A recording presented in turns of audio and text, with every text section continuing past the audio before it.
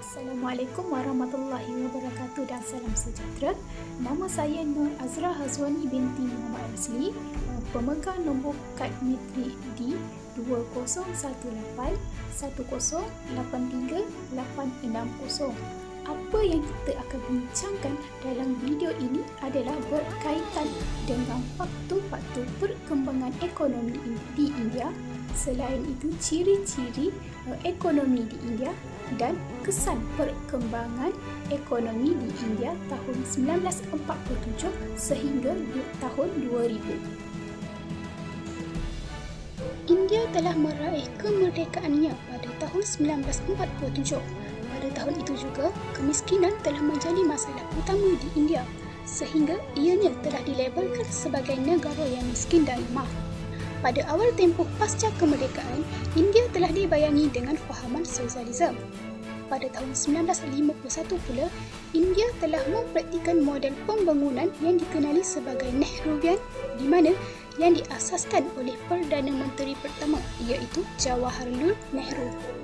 Mulai tahun 1991, liberalisasi ekonomi yang berlaku semasa pemerintahan PV Narasimha Rao telah berlaku, di mana India membuka pasarannya secara berangsur-angsur melalui pembaharuan ekonomi dan pengurangan kawalan kerajaan terhadap perdagangan dalam pelaburan asing. Perkembangan ekonomi di India tahun 1947 sehingga tahun 2000 telah disebabkan oleh beberapa faktor. Antaranya adalah faktor kemiskinan dan faktor perubahan dari segi ekonomi di India.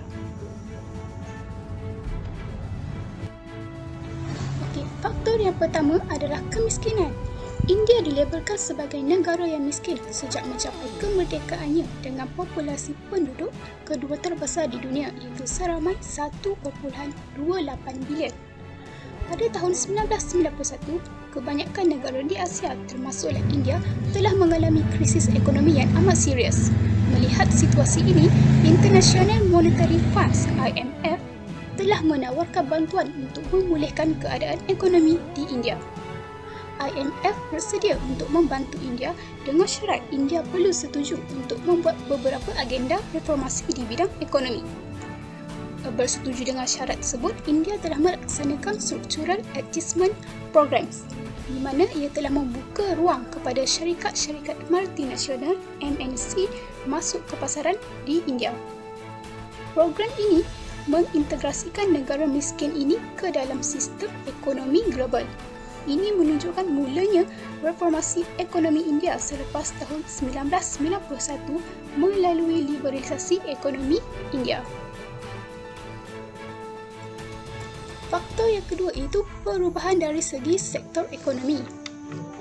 Perubahan ini dapat dilihat semasa pemerintahan PV Narasimha Rao, di mana PV Narasimha Rao dan Manmohan Singh telah mempromosikan reformasi ekonomi di India melalui strategi dasar pandang timur.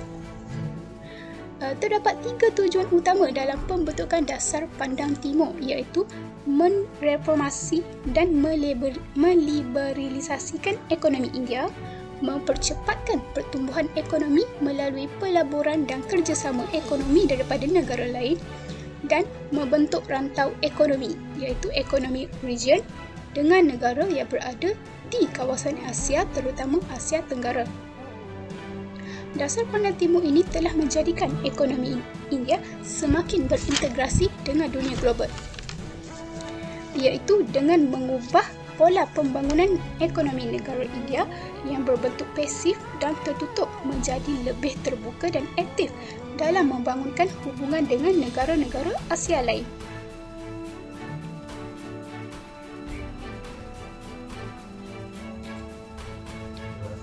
Untuk ciri ekonomi India tahun 1947 hingga 2000 iaitu terdapat 2, pendekatan separuh sosialis dan pola ekonomi yang lebih terbuka.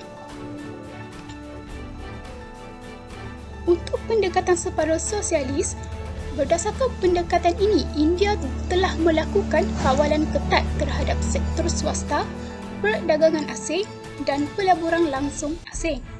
pada tahun 1965, India telah meningkatkan penggunaan baja dan telah menambahbaikkan pengairan untuk memperbaiki pola tanaman serta memperkuat hubungan maju serta mundur antara pertanian dan juga industri. Tindakan tersebut dikritik sebagai upaya yang tidak berkelanjutan mengakibatkan pertumbuhan pertanian kapitalis mengabaikan reformasi dan memperluaskan jurang pendapatan.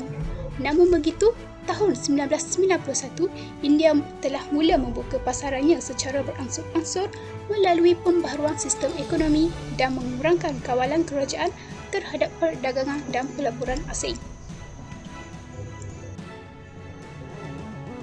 Untuk pola ekonomi yang lebih terbuka, India telah mengubah pola pembangunan ekonomi negara yang berbentuk pasif dan tertutup menjadi lebih terbuka dan aktif dalam membangunkan hubungan negara-negara asing.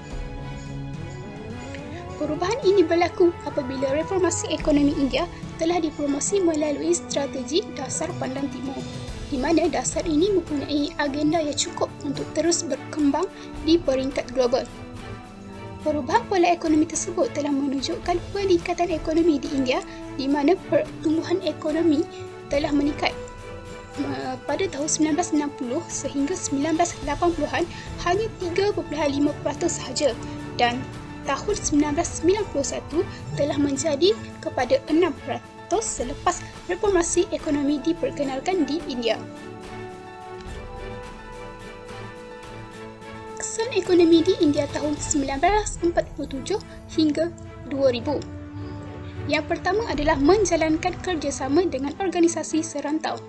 Melalui dasar pandang timur, India telah berusaha untuk mewujudkan kerjasama dengan organisasi serantau seperti ASEAN, AES, The Mekong Ganga Cooperation, MGC. Bentuk kerjasama ini telah menguatkan lagi hubungan bilateral India dengan negara-negara yang terletak di kawasan Asia Selatan dan Asia Tenggara. India telah menjadi rakan dialog ASEAN pada tahun 1992 dan kemudiannya menjadi rakan dialog penuh pada tahun 1995.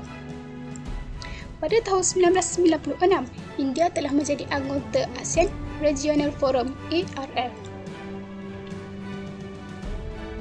Yang seterusnya adalah perkembangan dalam sistem pengangkutan dan perhubungan.